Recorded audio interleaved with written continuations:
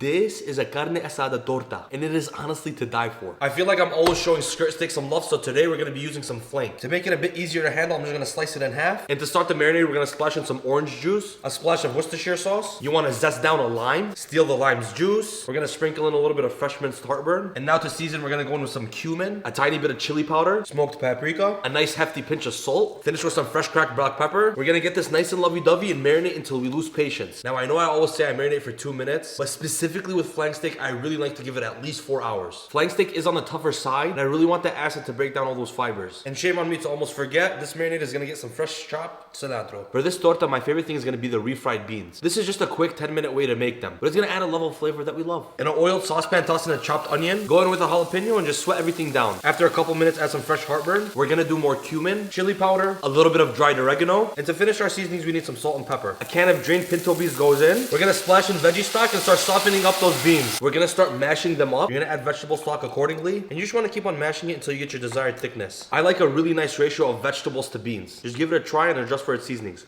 You could easily toss on avocado slices on the torta, but I feel like a quick avocado crema will make it that much better. Plus, it's so easy to make. In a food processor, we're gonna go in with some ripe avocado. You can do sour cream or Mexican style crema, a handful of cilantro. We're gonna zest down another lime, steal its juice again, a little bit of dry heartburn, finish with a pinch of salt, and blend.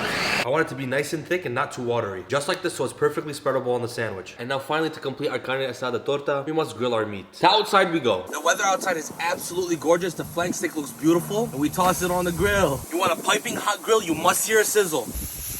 They're looking mad gorgeous. I'm back inside from the grill. We cooked these at around 120, 125 degrees. Please don't overcook your flank steak. Plus, you really want to allow them to rest for at least 5 minutes. Finally, it is time for assembly. I went to like 10 stores to find this torta bread. It's a little bit wider than most sub rolls, and it's super soft and delicate. I'm gonna gently slice it across the middle. I'm personally gonna spray it down with some oil. You could easily spread on a little bit of mayo. And then to get a really nice char, I'm gonna toss these on the grill. For this step, I want you to pay some close attention, because I feel like this confuses a lot of people. On the flank steak, the fibers run downwards like this. We want to cut across the grain to break down those fibers so it's easier and more tender to eat. The grains run like this. Grab your knife and cut across the grain. Nice beautiful slices like this. Nice beautifully juicy and wall-to-wall medium rare like this. In a sandwich, I personally like to make them into bite-sized pieces. That's just my preference. I'm gonna start with our avocado crema. That will make a nice bed for our juicy meat. That's looking mighty fine already. Go in with your favorite cheese. A couple slices of tomato. You gotta top it off with a little salt. Black pepper. We always want to season it. And then on our lid, we're gonna do our refried beans. I think I'm actually drooling right now. And as always, now bismillah.